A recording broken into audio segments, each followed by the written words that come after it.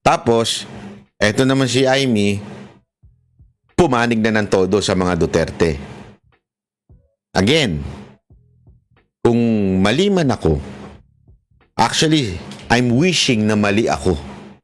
I'm wishing na totoo at seryoso si Senator Amy in filing a case against these people. Di ba? Ako yun lang eh. Antayin ko. Ayoko kasi nung puro, alam mo yun, sat-sat, puro dal-dal. Ayoko nang ganun. Gusto ko gawa. Kung sinasabi mo ito ang ano, edi gawin mo. Yan lang naman kasimple mga kababayan. Huwag na tayong ang daming pa-presko. Mas marami pa yung presko kesa sa gawa. Dating opisyal ni Pangulong Duterte na nagsasabi na sa akin na isusunod na si BP Sara Duterte, bago ko pa narinig to. Actually, marami silang plano kay BP Sara Duterte. Ito ang kwento sa akin nung mga involved. Okay, ang kwento sa akin, 1, isusunod siya sa ICC.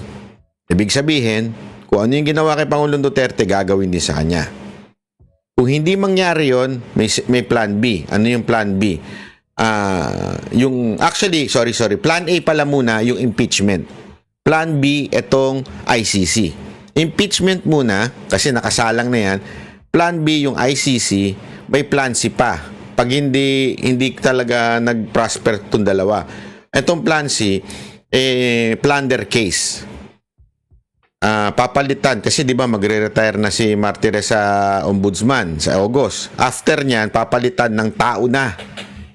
Tingnan ninyo kung sino yung ipapalit. Meron nang binulong sa akin kung sino mahirap, ayoko na magsalita, pero isa sa mga sip-sip ngayon at isa sa mga mukhang Dracula. Ay, hindi, mukhang Dracula. Mukhang halimaw. Ipapalit doon sa ombudsman at kakasuhan ng plunder doon at dire-diretso na yon. Ganon. Yun yung plano kay BP Sara Duterte. Kaya yung sinabi rin ni Senator Amy kanina na meron daw siya narinig na balita na isusunod sa ICC si BP Sara Duterte,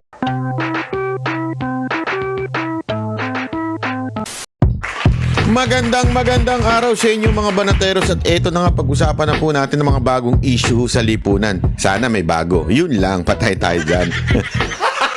Gago! Para kasi walang bago Anyway ngayong araw na ito may matindi press con si Senator Amy. Ito na naman yung kanyang press con na parang sinasabi niya ongoing daw yung hearing na patungkol kay Pangulong Duterte, yung pagkidnap kay Pangulong Duterte. Marami nagsasabi na hindi lamang po ako o hindi po yung iba nating mga netizen na tila wala namang pinagkaiba yung sinabi niyang press con before and press con ngayon. Kasi alam naman po na natin ito po ay napaka-obvious na even before that hearing. Alam po natin through discussion of different people, especially lawyers, that meron talagang kidnapping na nangyari kay Pangulong Duterte. Yan po ay kitang-kita naman po natin. Hindi na po natin yan kailangan pong ipaliwanag isa-isa. Dahil nga naman matagal na nating ipinapaliwanag to. Hindi lamang po ako. Marami pa pong nag-discuss niyan patungkol dyan. Kahit yung mga abogado nga hindi naman po involved in politics ay pinag-usapan din po yung issue ng pagka-aresto kay Pangulong Duterte ay hindi dumaan sa tamang due process. Paulit-ulit lang naman po natin sinasabi, hindi naman natin sinasabing wag na ninyong arestuhin. Simpleng-simple lang naman yung crime ay nagawa sa Pilipinas, so dapat dito litisin. Ang tanong, merong bang gumaganang hustisya o kaya judiciary sa Pilipinas? Meron. So dapat talaga dito lamang nililitis ang mga di umano alleged killing during the time of PRRD. So dapat sa Pilipinas. So yun ang napakalinaw.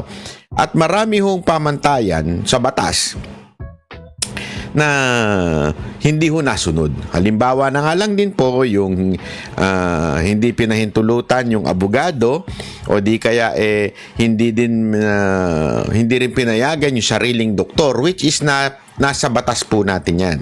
Kaya nga, paulit-ulit na sinasabi na tila hindi ho sumunod sa batas ang mga nag-execute nung quote-unquote red notice na galing sa Interpol. Pero alam naman na natin, hindi rin red notice ito. Ibang klase ho yung in-issue sa kanya. Kaya nga, sa totoo lang, lahat po ay sabit. Di ba? At sabit po talaga dyan, yung mismong pinaka nag-execute, which is itong si Torre, through the authority yung kanyang amo na si Marbil. At si Marbil naman, ang amo niya, itong mga Remulla. So, kitang-kita natin. At yan naman ay pinangalanan na ni Senator Amy nung mga nakaraang press con niya. May mga nagsasabi pa nga kanina ho sa programa namin sa SMNI, ay kahapon, kagabi pala, may nagsasabi, ba't di na lang kayo magpasalamat kay Amy? Ganun pang hirit, no? Magpasalamat na lang kay Amy. For your information, hindi ganyan ng Duterte. Bakit ho kanyo? Trabaho nila yan. Trabaho nila yan, Trabaho nila na alamin ang tunay na mga nangyayari. Hindi ho tayo may utang na loob sa kanila. Pero gayon pa man, para lang siya kasiyahan ng iyong puso. Maraming salamat, Senator Raimi, Salamat. Salamat, ang imbestiga ka, tapos na. Hindi kasi may mga nagsasabi, ba't di na kayo magpasalamat? Mga ganyan-ganyan mga bunganga niya, mga animal na yan. Hoy, trabaho nila yan. Pero kayo mama, sige, salamat na para sa papalakpak ng mga tenga ninyo. Salamat. Okay? Salamat, pero huli na ang lahat. Pero sa akin, ang punto lang naman natin actually, kahit kung babalikan nyo po yung mga video ko, kahit noon sinabi ko na kagad maraming salamat kay Senator Amy for discussing this sa hearing niya. Pero hindi pa rin kita iboboto. Pero salamat. Ako'y natutuwa na dinidiscuss mo ito. Parte ng iyong strategy para manalo. Wala naman ang problema ho doon. Ako'y natutuwa pa rin. Okay? Gayun pa man, umulit na naman. Ito yung kasi may mga ibang vlogger dyan. May tutuwang-tuwa ako dito sa isang vlogger ni Senator Amy. Sabi ba naman, this is the reason. That's why I will follow. Ano ba sinabi niya? Siguraduhin ko, baka mamaya sabihin niya, misquote ko siya This is the reason why I will vote for Senator Amy. Anong babaw pala nitong taon to? Akala ko pa naman matalino ito. Hindi, totoo. Akala ko pa naman matalino ito. Pero nung nabasa ko yun, seryoso ka ba, kuya? Ay, hindi ko sure kung kuya o ate. Seryoso ka ba? Yan ang dahilan mo kung ba't may boboto si Senator Amy. Ang babaw naman ng pamantayan mo sa pagboto ng kandidato. Maganda ang ginawa ni Senator Amy. Given yan, wala akong problema. Maganda yung ginawa niya. Pero, yan na ang pamantayan mo para iboto ang isang tao? Aba, yan, naka ng wewe naman. Hindi, sa akin lang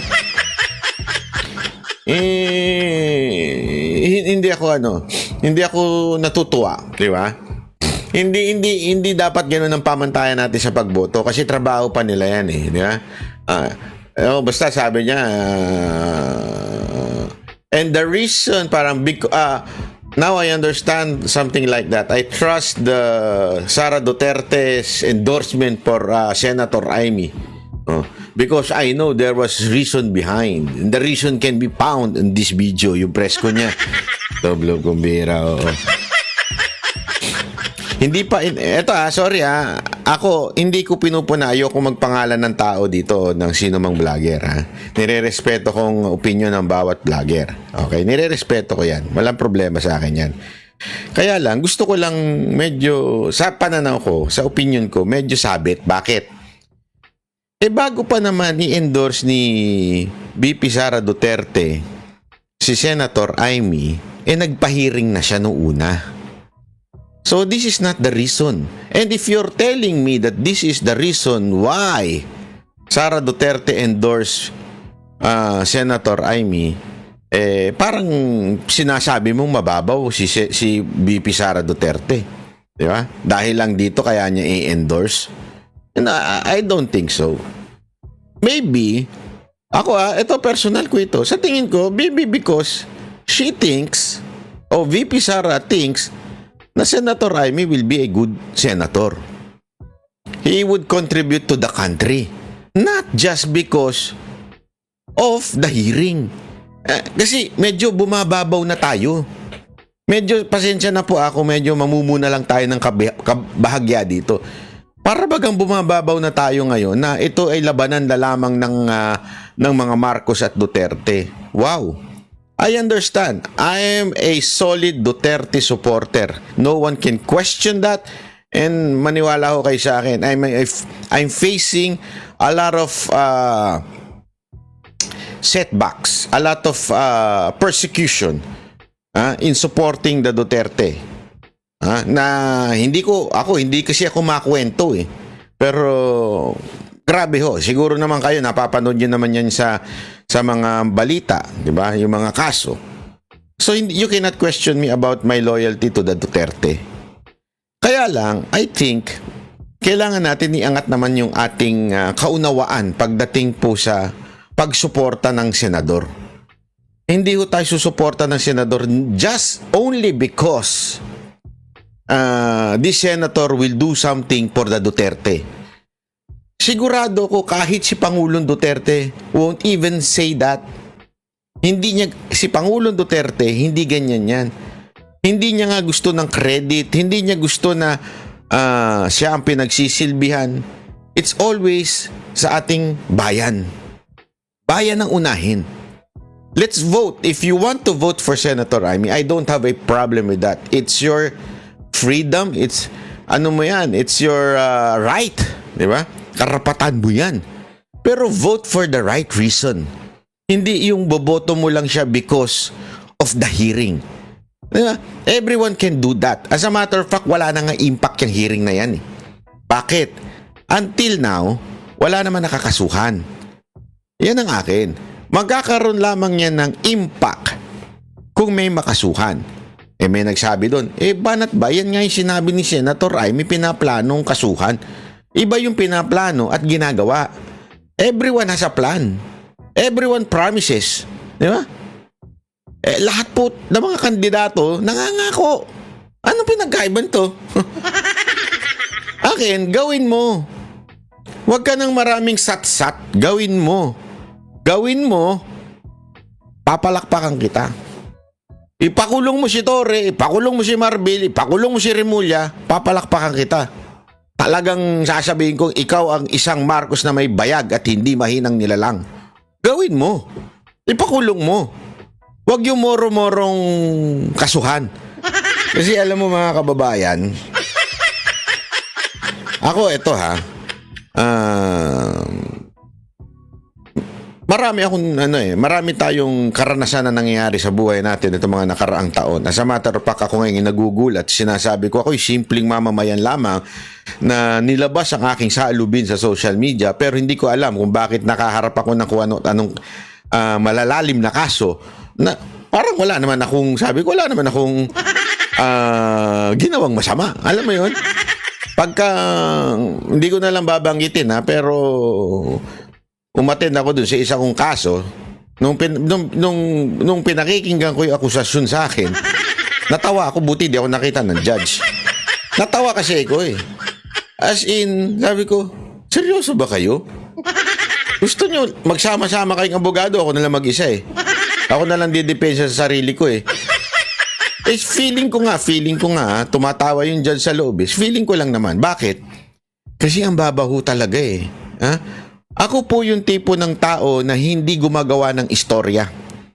Hate na hate ko yan. Alam nyo, yung mga matagal ng banateros, yung mga matagal ng follower namin, yan ang hate na hate namin, yung gumagawa ng istorya.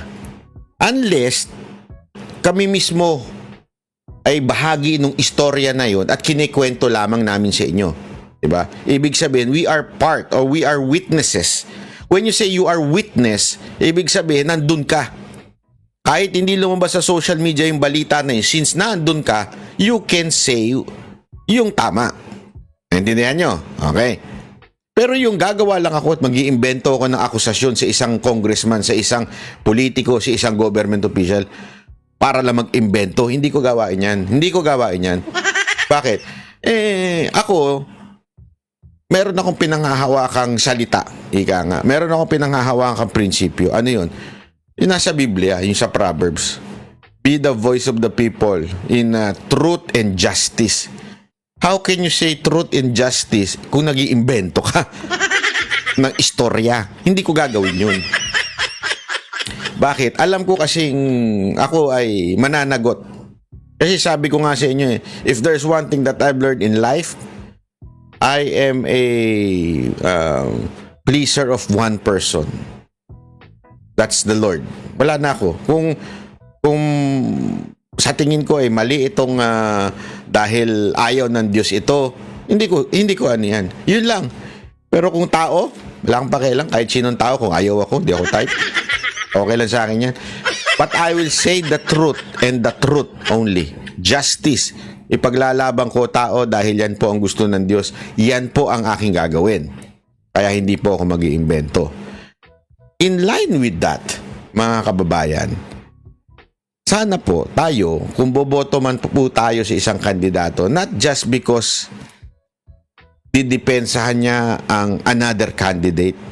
Hindi, bumoto tayo because we know that this person is really going to do something good for our country. Kasi, iba ang patriotism sa fanaticism. Magkaiba po yun. Diba? Ako, halimbawa, bakit ko iboboto yung Duterte? Ako nakikita ko Alam nyo, dun sa Duterte na yun, kung man saan man, ano na ho tayo, honest ako, magpapaka-honest ako sa inyo. Dun sa Duterte na yun, ang talagang tinaasan ko ng kilay nun, hindi ko lang kayang gawin, pero tinaasan ko ng kilay nun, ay si Philip Salvador. Bakit? Kasi siya lang ang hindi abogado na kahit papaano ang alam kong background, ang alam ko noong una ay artista. Multi-awarded, yan ang alam ko. At pero I kept it, tinago ko lang sa sarili ko yun. Sabi ko, ano muna, let me do my job. Ano yun? Pag-aralan ko. Kilalanin ko yung mama. Baka nagkakamali lang ako ng paghusga doon sa tao. So, kinalam ko, kinilala ko. Aside from doon sa 10, kinilala ko rin. Okay, sila attorney, lahat po sila. Attorney Jimmy, lahat po, hindi ko na mabanggitin ng lahat. Basta silang lahat to. Karamihan no sa kanila, ang hindi ko lang talagang kilala dyan nung una ay si yung dalawang attorney, si Hinlo, tsaka yung isa pa po. Hindi ko masyadong kilala ang background. Okay? Kasi hinanap ko yung kanilang background, pinag-aralan ko, tiningnan ko, eto kaya dalawang to makaka-contribute sa bayan. Hindi lang because they are pro-Duterte. You know why? Any person who claims to be a Duterte ally can someday change in a blink of an eye. Isang ganon, ika nga. Kayang magbago niyan. Nakita natin yan itong mga nakaraang taon, di ba? Nung nagkakagipitan na, nagbabaligtaran na. Ibig ko sabihin, lahat po sila, yung 10 pwede bumaligtad dyan. Although, syempre, sigurado tayo, yung mga talagang katulad nila Bato, sila Jimmy, sila Bongo, hindi yan babaligtad. Pero yung the rest, posible. Okay? Hindi ko sinasabing gagawin nila Pero ang tanong, kahit ba sila ba bumaligtad? Halimbawa lang ba? Sila po ba ay magiging mabuting senador? Nagigets po ba natin yon? Sila po ba ay sa tingin ninyo ay maayos na senador, maayos ang prinsipyo, maayos ang pinaglalaban? Ang hindi pa pala babaligtad si Pastor Kibuloy, of course, the most loyal ally of the President Duterte, di ba? So, naintindihan niyo ibig sabihin? Dapat ganun ang ating basihan. Kaya nga ako, nababawan ako doon sa mga nagsasabing, because of this hearing, because of the press con kahapon, I will vote for Senator Amy. Kuya, ang babaw naman. Laliman mo naman ang dahilan kung bakit ka boboto doon sa ali. Kasi, hindi mo ba naisip na maaari ka lang din pinasasakay niyan? Hindi nyo po ba naiisip na maaaring pinasasakay lang tayo? Kasi ganito yan eh. Mga kababayan, survival na ito. Ilang days na lang. Less than 11, to be particular, more or less. Tama. Boboto na tayo. Di ba? So, anong ibig ko sabihin? Sandali, mga kababayan. Politiko yung mga yan. Sana'y magpasakay yan. May PhD yan sa pangluloko, pang-i-scam. Lahat po ng politiko, ha? Kaya nga dapat, aralin natin. Intindihin natin. Sandali, ito bang tao na to ay merong history na manggagamit? Yes or no? Hindi, kayo po sumagot. Wag ako. Ito sa akin, ha? May history ba ito na manggagamit itong tao na ito? Yes or no? May history ba ito na bumabalimbing? Yes or no? May history ba ito na nagtataksil sa bayan at nagsisinungaling? Yes or no? May history ba itong tao na ito na hindi tama ang mga desisyon? Kayo, yes or no? Ito, hindi lamang po ito kay Senator Amy, ha? I'm telling you now, I'm saying this, I'm asking this, para maging basihan ho natin na kung sino ba yung iboboto natin. Huwag lang yung boto ng boto. Kasi, mantakin mo, isang beses sa 3 taon, naboboto ng senador, tapos hindi pa natin, sabi nga nila, di ba, dyan lang nagkakapantay-pantay mga Pilipino, mahirap, mayaman. Boto. Diyan nagkakapantay-pantay mga Pilipino, tapos bigla mong hindi mo pa ilalagay sa tamang pananaw, di ba? O, di ba? Tapos eto nga, pansinin ninyo, kagabi pinag-usapan din namin yan. Si Tolentino, may pautot din siya. Ano yung pautot niya? Yung pautot niya na kesyo yung China. Yung merong hinire ang Chinese embassy na mga PR firm na para daw i-build up yung mga pro-China candidate. Lumang tugtugin na yan. As a matter of fact, pinanood ko yung interview ng assistant director ng NBI. Sabi pa nga niya parang he was surprised kasi iniimbestigahan na nila sa kanilang intelligence community yan. Iniimbestigahan na ng intelligence ng NBI yan. He was surprised na biglang lumabas sabi nga niya, with all due respect to Senator Tolentino, biglang lumabas sa Senate. Isa lang naman ang sagot doon. Survival. Political season ngayon. It's survival of the fittest. Survival ni Tolentino. Bakit? Nandun siya sa dulo.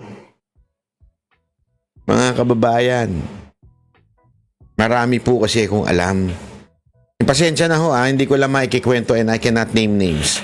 I will not name names. Pero meron po kasi talaga akong alam na mga nasa dulo na naggagahol na. Naghahanap na ng kaalay.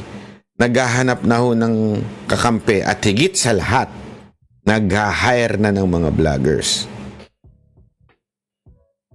You know why? I was offered. I won't tell. I won't give a name.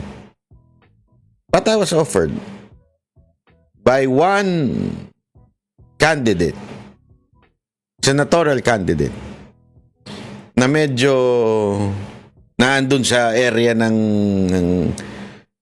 maaaring pumasok o maaaring lumabas. Hinihingi ang tulong ko through another person. Nung tinanong ko kung sino, sabi niya, ganun, sabi ko. Alam mo, sagot ko, pasensya na. I committed myself sa Duterte. Sa Duterte lang ako. Kasi pag ako nag-endorse pa ng iba, mahirap na. Baka mamaya, malaglag pa yung ibang Duterte kung sakasakali. Hindi ko sinasabing maraming maniniwala sa akin, ha? Pero in my own simple way, why would I do that? Na makakabawas dun sa Duterte. Solid ako eh. Solid Duterte. Kayo, solid po ba kayo? Ako nagtatanong lang, ha? Diba? Yun yung in-example ko, yung si Lorna Sife at saka si, panoorin niyo po yun. May reel po ako dun. Diba? Kasi pag bumoto kayo ng pang 11 and 12, kokontra yan. Kokontra yan doon sa 10. Whether you like it or not. If that 11 and 12 na iboboto ninyo ay malapit doon o top 15. O, sabihin na natin, pag top 15 yan, pag binoto mo yan pang 11 o 12, maaaring masipa yung ibang Duterte candidates. Nagigets nyo? Kaya nga, alam ko yung galaw na ginawa ni Pangulong Duterte. This is my opinion, ha? This is my opinion. This is my opinion. I can be wrong, pero timbangin ninyo kung tama itong sinasabi ko. Why all of a sudden, pwede namang manahimik na lang si Pangulong Duterte at hindi mag-endorse ng 11 and 12? Kasi nga, matalino naman si Pangulong Duterte. Pag nag-endorse siya ng 11 and 12, kontra ito sa 10. Kung ang i-endorse niya ay nandoon sa top 15. Kaya pansinin ninyo, ang in-endorse ni Pangulong Duterte wala doon sa top 15. Malayo ho. Ibig sabihin, hindi ho magkukumpit doon sa 10. Nagigets niya? Hindi magkukumpit si Hunasan at saka si Kerubin doon sa 10. Medyo malayo pa. Okay? That's the first reason. Second reason is ayaw talaga niya sa Marcos na. Bakit? Ganito kasi yan. Ito opinion ko lang, ha. Maaring mali. Pasensya ka na, Claire Castro, ha. Kung gusto niya si Senator Amy, tumahimik na lang siya. Para yung mga Duterte supporter, more or less, iboboto si Senator Amy kasi in-endorse ni BP Sara. Merong mga boboto na Duterte supporter. Kasi in-endorse ni BP Sara Duterte. Kailangan i-counter ni Pangulong Duterte within the Duterte communities, the DDS community. Paano niya i-counter yung mga boboto sa kay Senator Amy? Magkaroon din siya ng sarili niyang pang 11 and 12. Nagigets nyo? Bakit kanyo? Yung pang-endorse ni BP Sara Duterte kay Senator Amy, yun po ay makakatulong sa Duterte supporter community. Ang ginawa ni Pangulong Duterte, pakiramdam ko, opinion ko, maaring mali, kinontra niya yon para hindi niya kinontra si BP Sara Duterte, ha. Kinontra niya yung mga boboto kay Senator Amy at sabi niyang, uy, meron ako ini-endorse na dalawa, dito na lang kayo. So yung mga Duterte supporter, magdadalawang isip ngayon. Ay, sandali. Ayaw namin talaga kay Senator Amy, kaya lang in-endorse ni BP. So wala, kaya susunod kami. Kaya lang biglang may in-endorse si Pangulong Duterte, doon na lang kami. So, yung mga Duterte supporter, instead na pumunta kay Amy, pupunta na lang dito kay Hunasan at kay Kerubin. Nagigets ninyo? So, I think, and it's my opinion, na sa tingin ko talaga, ginawa ni Pangulong Duterte yung pag-endorse ng dalawang yun, si Kerubin at saka si Hunasan, para wag nang iboto si Senator Amy. Para niyang sinasabing, wag na yan, eto na lang. Binigyan kayo ng ibang choice. Tama, mali?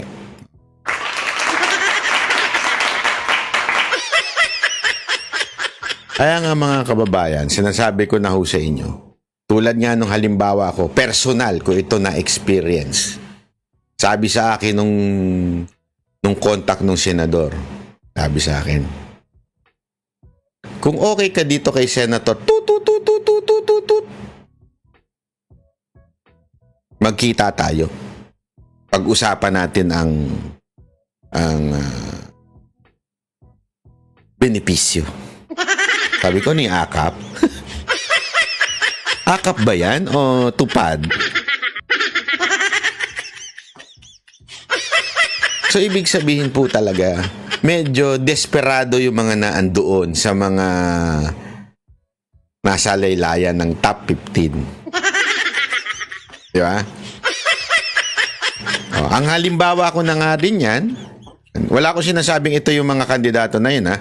Ang halimbawa ko na nga rin yan ay yung ginawang galaw ni Tolentino na kesyo may pa-China-China pa siya para mag-ingay siya at para magustuhan siya kuno ng mga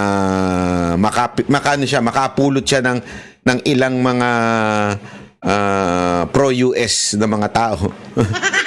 Di ba?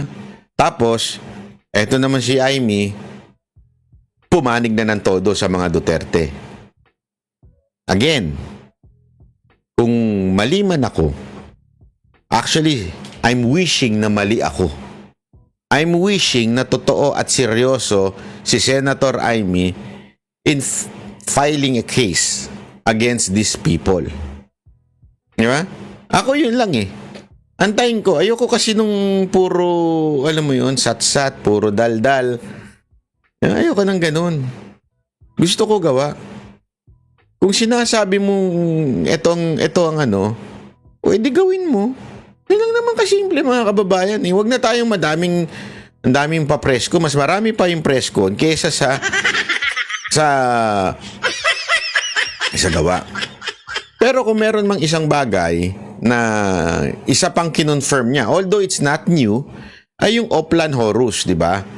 Yung Oplan po na yun, kung saan si BP Sara Duterte ay isasama din o iaano rin sa ICC, ibibigay din sa ICC.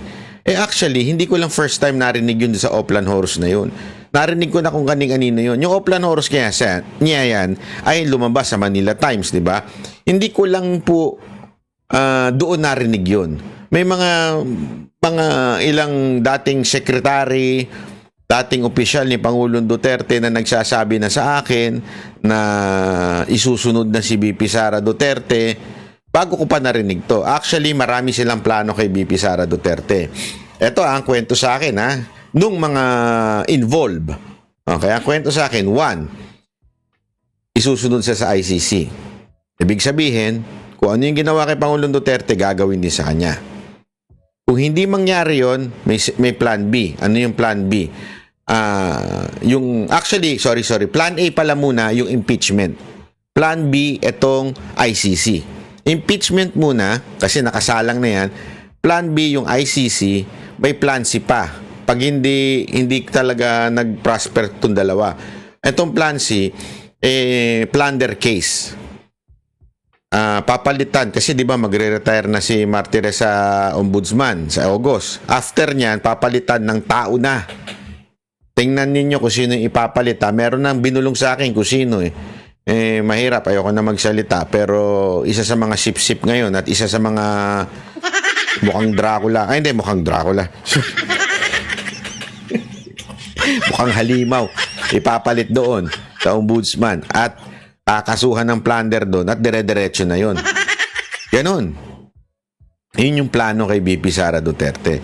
Kaya yung sinabi rin ni Senator Amy kanina na meron daw siya narinig na balita na isusunod sa ICC si BP Sara Duterte, hindi na po yan, no? Hindi na po yan bago. Lumabas na po yan ng ilang beses sa mga ilang vloggers, maging sa Oplan Horus na yan. Binanggit na rin ho yan ng ilang mga commentator sa telebisyon at sa radyo. Panoorin natin to. May napipinto umanong planong pag-aresto kay Vice President Sara Duterte. Ito ang ibinulalas ng isa pong mambabatas at presidential sister. Sinasangkot kasi si Vice President Sara Duterte sa kasong crime. Pero mga kababayan, gusto ko lang din pasalamat kay Senator Amy kasi alam niyo kung bakit? Yung lintik na Oplan Horus na yan, inilabas ng Manila Times, walang mainstream media, particular na sa telebisyon, ang pumake up niyan. Alam mo kung bakit? Sabi ko nga, may kumpas sa taas na wag ilabas yan. Banat bay, yan ba ay based sa facts? O yan ay based sa yung opinion? Opinion po, opinion. Paulit-ulit. Huwag tayo paulit-ulit. Again, an opinion. Okay? Kasi sinasabi niya doon. So, hindi ang basis mo ay facts. Hindi ang ano mo. Mga kababayan, kasama po, ito para sa malinaw sa ating batas, sa ating existing laws, circumstantial evidence is part of a evidence. Kaya nga circumstantial evidence Ano po yung circumstantial evidence? Ipapaliwanag ko po ulit. Pinaliwanag ko na to sa SMNI, ipapaliwanag ko po ulit. Circumstantial evidence, maraming klase ng ebidensya. Una, yung may gamit. Halimbawa, may nangyaring murder. Yung baril. Ayan, ebidensya yan. Okay? Witness. Na-witness mo na binaril yung isang tao. Ayan. Okay? Circumstantial evidence, wala ka man dun sa lugar, pero lahat ng mga nangyari, nagtuturo doon sa isang tao na yon. Sa mas madaling paliwanag, para mas maunawaan natin, mas madaling paliwanag po mga kababayan. Lumabas ka ng bahay mo, nakita mo yung karsada, basa. Nakita mo yung bubong ninyo, basa. Nakita mo yung mga dahon sa puno, basa. Nakita mo yung kotse, puro basa. Anong iyong konklusyon? Ay, umulan. Nandun ka ba nung umulan, Your Honor? Wala po, Your Honor. Paano mo nasabing umulan? Your Honor, kasi paglabas ko, basa po yung karsada, basa po yung kotse, basa po yung puno, basa po yung bubong. Based on all that circumstances, mga kababayan, Your Honor, sa tingin ko umulan. Diba? Hindi pwedeng suplakin yon nung hindi umulan yan. Ano yan? Umihi lang yung aso namin. Nung umihi siya, may dumaang kotse. Siyempre, umihi sa karsada, may dumaang kotse, tumalsik yung ihi sa kotse, tapos tumalsik sa bubong. Pagtalsik sa bubong, tumalsik dun sa puno. Kaya nabasa. Yan ang dahilan. Nagigets ibig ko sabihin? Pinapatawa ko lang ko kayo, pero yun po yung circumstantial evidence. Na sinasabi ko nga po, tulad na naman ito, yung Oplan Horus. Mantakin mo ang naglabas na ay mainstream broadsheet, Manila Times. Ni walang pumick up na news, TV news, radio, walang pumick up. Alam mong may kumpas na, hoy, wag nyo nang i-pick up yan, wag nyo gagalawin yung balita na yan, wag nyo nang ibalita yan para hindi na kumalat. Nagigets nyo mga kababayan? Yun yung tinatawag na circumstantial evidence. Na based on facts yun. Kasi totoo naman, walang nagbalita. Wala. Tulad din yan doon sa KOJC siege na yung mga pulis may hawak na barel, lantarang kasinungalingan ng Pangulo na ang mga pulis doon pumasok ng walang barel, tapos ni isang reporter walang nagsabi, ni isang news walang nagsabi, nagpalabas ng kasinungalingan o fake news ang Pangulo, wala man lang nagganon. They just accepted kung ano yung sinabi ni BBM. What kind of mainstream media na kayo ngayon? Halatang may kumukumpas sa kanila. Yun po ang ating sinasabi. Tulad na rin ito. Kaya nga, kahit pa paano, ako nagpapasalamat pa rin kay Senator Amy. Okay? Ito, para lang sa sabi nga, pag tama, palakpakan, pag mali, banatan. Nagpapasalamat tayo. Kahit pa paano, binanggit niya itong Oplan Horus na ito. Dahil malaking factor na kahit pa paano, naging mouthpiece siya. Against humanity dahil sa war on drugs ng kanyang ama na si dating Pangulong Duterte. Kunin natin ang live report ni Mean Corvera. Mean, ano ang koneksyon na nakikita nitong mambabatas na ito? Alex, tuloy nga raw ang paninira sa pamilya Duterte kung saan ang susunod ng target ay si Vice President Sara Duterte. Yan daw ay nakapaloob sa tinawag na Oplan Horus kung saan bahagi ng gagawing plano yung pagpapa-impeach laban sa Vice Presidente. Ipinoproseso na umano ngayon ang warrant of arrest laban kay Vice President Sara Duterte. Basing on the Ang Vice Presidente ay iniugnay rin sa kasong crime against humanity na isinampa laban sa kanyang ama na si dating Pangulong Rodrigo Duterte dahil sa war on drugs sa ilalim ng kanyang administrasyon. Ayon kay Senador Amy Marcos, nakatanggap siya ng report na target ng susunod na arrest order ang Vice Presidente. There are also allegations that, first of all, several weeks ago, a draft was mooted involving a warrant of arrest of 5 police officers, including Senator Ronald Bato de la Rosa. Of late, there has been a rumor, once again, that the Vice President will in fact be issued by the ICC a warrant immediately.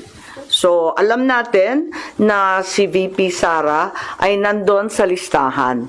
Pero alam ko na nasa ibaba siya, no? Doon sa mga pinangalanan. Ngunit, ilang araw nakalipas, may mga report na siya na ang uunahin. Pero nang tanungin kung sino ang kanyang source at kailan posibleng ilabas ang warrant of arrest, sabi ng mambabatas. Uso naman ang chismis ngayon. Chismis rin po.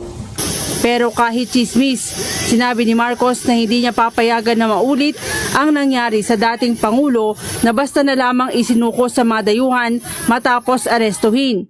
Nanindigan ng senador na politically motivated ang pagpapaaresto sa dating Pangulo at walang jurisdiksyon ang International Criminal Court laban sa sino mang inaakusahan sa Pilipinas. Bahagi raw kasi ito ng tinawag niyang Oplan Horus, isang mid-election action final campaign, sprint action plan na binuo ng umanay mga kaalyado ng administrasyon sa naka-CMD para pabalsakin umano ang pamilya Duterte. Foremost, the administration has said time and time again through the President himself that the ICC has no jurisdiction in the Philippines. Therefore, any warrant of arrest by the ICC cannot be enforced in this country for lack of jurisdiction. It is nothing, that warrant from the ICC, but a mere scrap of paper. Walang bale yun. Pero iginit ni Senador Bongbong Marcos na hindi siya sang-ayon sa findings ng kanyang kapatid na si Senator Amy sa pagkakaaresto sa dating Pangulo. Everyone's entitled to their opinion. I disagree. Nauna rito kinumpirma ni VP Sara na kasama ang kanyang pangalan sa mga posibleng ipaaresto ng ICC. Nakumpirma niya raw ito nang dalawin niya ang kanyang ama sa dahig. Nang una siyang bumisita, pinapayagan pa raw siya pero nagkaroon ng restrictions at lahat Yan, halimbawa niyan, it's a circumstantial evidence na sinasabi niya. Although meron pa ang iba pa, aside from the circumstantial evidence na siya po ay hindi na pinapayagan pumasok. kanilang pag-uusap ay inire-record ng ICC. Inulit naman ng mababatas ang rekomendasyon ng Senate Committee on Foreign Relations na paimbestigahan sa Ombudsman ang anyay iligal na pagpapaaresto sa dating Pangulo. Partikular niyang pinaimbestigahan ang umano'y paglabag sa batas ng mga opisyal ng gobyerno na nagpaaresto sa dating Pangulo. Kabilang na dyan sina Justice Secretary Jesus Crispin Remulla, DILG Secretary Juanito Victor, John Vic Remulla, PNP Chief General Romel Francisco Marbil, CIDG Director Nicolas Torre at Ambassador Marcos Lacanilao, ang Special Envoy on Transnational Crime. Yan, pag yan na-aresto, ako, maniwala kayo, yun, papalakpak ako dyan. Papalakpakan ko yung Senator Amy ng bonggang-bongga pag inaresto yan. Oh, lahat yan.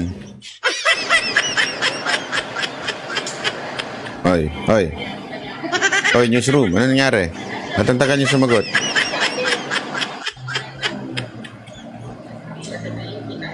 Protest vote sa eleksyon sa Mayo. Ayon sa senador, sa kanyang pag-iikot sa buong bansa ay nagalit ang mga kapwa Pilipino sa ginawang pang-aapi umano sa dating Pangulo. Hindi raw kasi ugali ng mga Pilipino na mang-api, lalo na sa mga may sakit at nakatatanda. Pero aminado si Marcos na hindi siya sigurado kung makikinabang siya dito dahil isa siyang kabilang siya sa pamilya Marcos. Sa kabila niyan, wala raw siyang balak na palitan ang kanyang apelido, Alex. Okay, Mayan, kung maririnig mo ako, may katanungan ako ha. Narinig ba ako ni Mayan? Thumbs up. Oo, Alex. Ayun, narinig ako. Okay, Mayan, may tinanong yata kanina kay Senadora Amy patungkol sa relasyon nila ni Pangulong Marcos Jr., kanyang kapatid. Anong tugon dito ng Senadora? Alex, ang sabi niya, ang sagot niya dyan, matagal na silang hindi nagkakausap ng Pangulo dahil patuloy daw na hinaharang yung kanilang komunikasyon. Pero sa kabila niyan, Alex, ay handa pa rin naman siyang makipag-usap at naawa daw siya sa kondisyon ngayon ng dating Pangulo. Ayun. Mayan, maraming salamat ha. Mata natin dyan ho sa Senado. Naniniwala si Pangulong Bongbong Marcos na nararamdaman na ng taong bayan. Ayan, so ayan po wait lang Ay nako, sabi ko nga sa inyo mga kababayan, napakainit na mga issue ngayon na nangyayari. Alam nyo, ito lang sa akin lang mga kababayan. Sabi ko nga dun sa programa namin sa SMNI, Banateros, pigsa na. Alam nyo yung pigsa. Yung pigsa, yung basta, yung siguro naman, halos lahat kayo alam yung pigsa. Yung namumula-mula na, konti na lang puputok na. Kaya, alam mo, huwag nyo nang subukan, kayo mga nagbabalak sa gobyerno na ipakidnap pa si BP Sara Duterte. Kasi pag sinubukan nyo pa, magsisisi kayo. Sa tingin ko, magagalit na talaga ang taong bayan. Talagang yan na yung trigger. Sa tingin ko lang sa tingin ko lang naman po. Ako,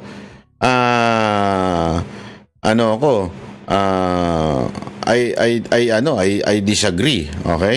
I mean, sabi ko nga sa inyo, I always follow the law. Okay? So, ayokong mangyari yon. Pero baka hindi na natin na mapigilan ng taong bayan pagka ginawa nyo pa yung ganyang another katarantaduhan.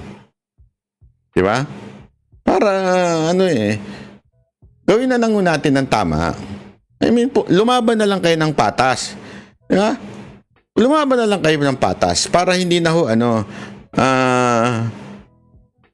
alam mo yun, para kasi sabi nga ni Pangulong Duterte, sabi ni Pangulong Duterte, I pray, naalala ko yun I pray that hindi mangyari sa iyo yung nangyari sa iyong ama. Ako din, I pray. I pray na hindi mangyari sa iyo nangyari sa iyong ama. Kasi sabi nga history, it tends to repeat itself if we do not learn from it. No shit. Kakaibang mga banat ba ya? Mga banat mo Hindi, totoo po. Kaya sinasabi ko na po sa inyo, tayo po ay wag nang gumawa ng ganyan. Kasi kayo, ako, ito lang ang tanong ko. Panghuling tanong ko sa inyo. Kung po bang arestuin si BP Sara Duterte, what would you do? O kaya, anong mararamdaman ninyo? Pag inaresto si BP Sara Duterte, sa akin kasi, feeling ko yung mga tao would understand that it will be, pag inaresto si BP Sara Duterte, it's the end. Yeah? It's talaga.